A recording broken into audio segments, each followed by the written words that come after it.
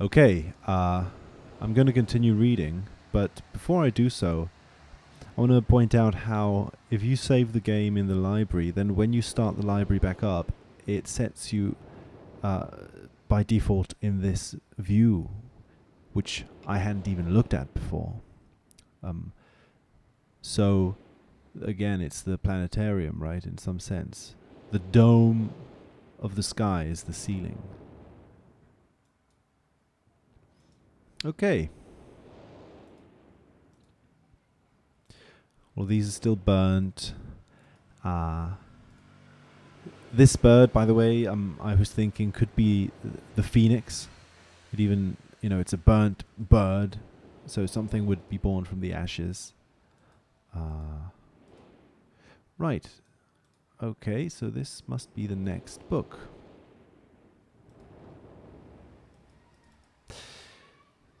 Emmett was the first to live on the rocks. He named them the rocks because that is what they were, a group of sharp rocks clustered together in the middle of a large sea. This was where Emmett lived. He enjoyed his life. Emmett would occasionally swim to nearby rocks, as it was never too far of a distance. One day another person appeared on the rocks for no apparent reason to Emmett. Emmett named this new person Branch. Emmett and Branch quickly became friends. Okay, so what's happening? Emmett was the first to live on the rocks. In the Channelwood Journal, there were mentions to pieces of land where the only things standing are some rocks in the middle, an island. A group of sharp rocks clustered together in the middle of a large sea. So it's an island. Again, we're in Myst symbolism. And he enjoyed his life. One day another person appeared on the rocks. On the face of it, this almost seems like Genesis or something, right? Adam appearing on the Garden of Eden, and everything's good, but then a second person arrives. There's a sort of biblical feel to it. Because Emmett, names the other person. It's almost as if Emmett has created Branch. And a branch is something that sticks out of a tree. So it's like Eve being made of the rib. Or something that is an extension of Emmett. Swimming and hunting for fish together often.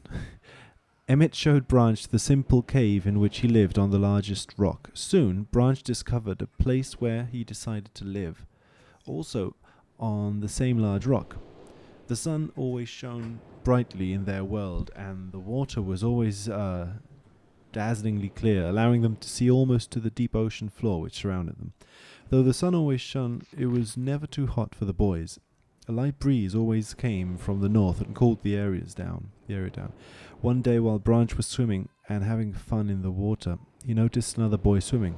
Branch brought the new boy to Emmett to find out what to call the new boy. Right, so Emmett has power over what the boys are going to be called. He's like an Atris figure here, right? He's the writer. Puts the names on things.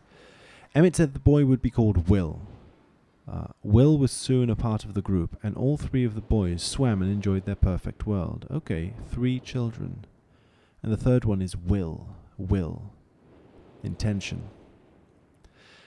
At least that is the story I was told when I arrived today on the island. Emmett, Branch, and Will were surprised to see me at first, but even before the night ended, we were all becoming good friends. Okay, the stranger, the unknown narrator is the 4th friend. Today, the 2nd day on this newly created age, a strange thing happened. It was not strange to me, but the 3 boys did not understand what was happening. While I was relaxing under a large tree on one of the smaller rock islands, it began to rain. It was a nice rain that lasted for about an hour in the morning. I explained to the boys that the rain was not harmful, yet they obviously still feared it. Before going to sleep tonight, I told the boys I would leave the following day. I told them that while I was gone, I would make a surprising change in their world. They didn't understand, not that I expected them to. Okay. He's resting under a tree. In the Channelwood Journal, he's also resting in the tree cabin before the death of the old man. And the waters turn to green. Here the rain falls down, and it's a shock to the boys. I still do not fully understand what happened today. I was experimenting with the art, testing the limits of the rules as dictated by me to be by father. I attempted to create a boat by writing it into the world. Interesting. So that's the change he thinks of. He thinks, okay, I'm going to do something surprising. I'm going to make a boat. I think in the Channelwood Journal, Cirrus and Achenar, Atreus's sons, make a boat with the Channelwood people and go on an adventure, right? I thought everything was planned correctly, yet somehow the boat had become gripped by the rock and broken in half. Although this test did not turn out as I had hoped, I now have answers to a few of the questions my father never answered. As for the boat, I can see the boys enjoy it anyway, and with that I am pleased. They have played on it all day. Even though the boat cannot move, I have enjoyed studying from it. It is a much sturdier platform than the jagged rocks. Okay, so he's living on the boat kind of thing, or studying from it. In the course of my observations, I have learned some very interesting things regarding the solar system of this age. Submersible lamp. The nights are absolutely beautiful here. I have made note of and named a number of constellations that pass above me. Also, during the night, I catch glimmers of light from the horizon which I have not been able to discover, if it is created by some natural phenomenon or by additional people on far-off islands or rocks. I should very much like to discover which. I rather suspect it is additional people, which would explain the appearance of Branch and Will. The rain today was okay, interesting. I mean, at some level, there is a potential here for the lights where people come from are interpreted to be stars. He's looking at constellations and he sees lights, but maybe these lights are sources of people, like on different islands, right? And all together could symbolically link the image of like Branch and Will come from the sky, from the stars. They're fallen down. The rain today was slightly heavier than usual. Just when the boys were getting used to the light rains, a small storm arrived. They were frightened of the heavier rain, not to mention the thunder and lightning. If rain was has never fallen here until recently, as the boys tell me, I would like to discover why it is falling now. Regardless, I have decided to return home for a short while. I've also been thinking of some plans for a lighthouse that I hope to construct soon. I think that perhaps by shining a bright light towards the horizon, it might prove my suspicions regarding additional inhabitants. They would be curious about the light and travel to discover its source, if they have the means. Interesting. Okay, the rain started falling with Atreus's arrival. I returned with many tools that I will need for construction of the lighthouse. I have decided that once the lighthouse is completed, I will leave for some time and let the world's own imagination have control. Okay. He creates a lighthouse not only to guide other people to the island, but almost as a light that will guide the future progress of the island itself. He needs to make a light, a guiding light, and then he can leave and let the island be its own. If the age is like his child, it's like the age is coming of age, right? The age is a boy achieving maturity.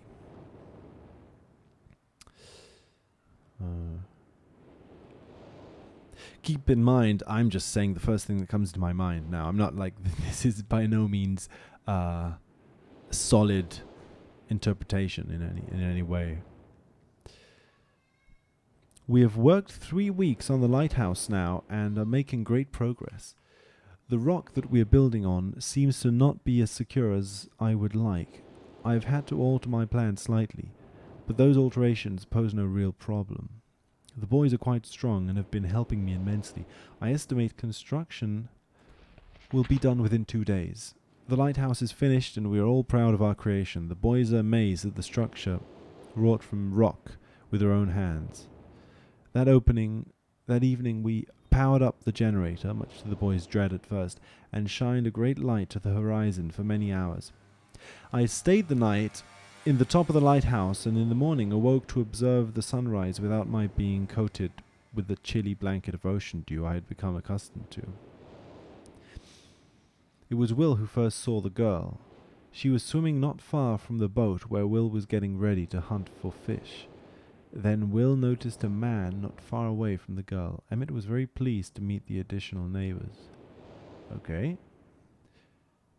They make a lighthouse and a girl appears. And a man.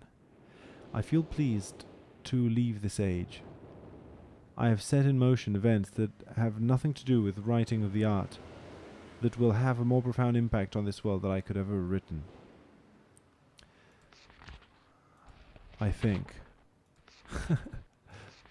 Okay, I think of it, this age, as a gift to myself that I will wrap up and open someday in the future, only to discover that it has changed so much that indeed it is a surprise. Besides, I have yet another new age that awaits me. It seems I'm going to need some way to travel underwater in this new age, and so much planning is in order. Stoneship age. Bird's eye view. Right, that's the ship. It's interesting because each age seems to represent something different for Atreus. Here, he could have written all of these events into the age, but he decided to get his hands dirty, to actually get in there and do it as a mortal, like without the divine powers of writing. And that effort, that like the effort of doing one's will, I suppose, in the age will have a bigger effect. He's learning things about the art that have nothing to do with the art.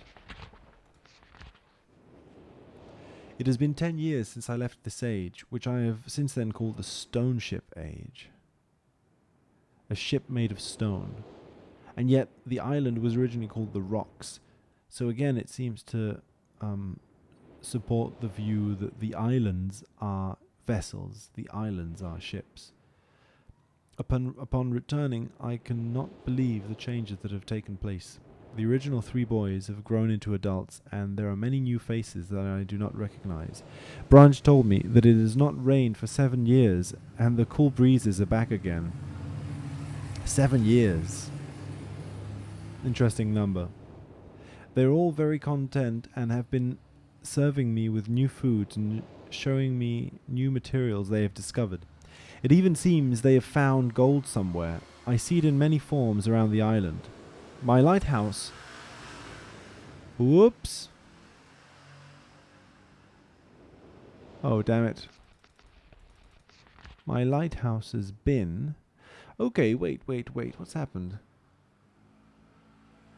He's gone. New materials. It seems they have found gold. Okay, he goes away and suddenly there's gold. My lighthouse has been kept in perfect condition, and it looks as if they have tried their very best to keep it so. Yet I have noted that the entire rock it was built on has sunk approximately 40 or 50 centimeters. After a wonderful visit with my old friends, I wonder aloud with them what things will be like here in another 10 years. A lot of sinking into the water, right? A lot of the islands seem to be sinking into the water. Constellations. Oh. Okay. This might come in handy. An eye, a snake. Snake is the opposite of an anchor.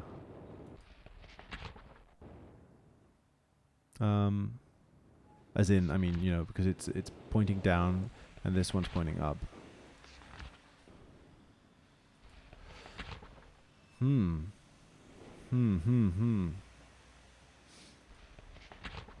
Arrow. Bird. Leaf. Right, okay. So, wait, what was this whole thing?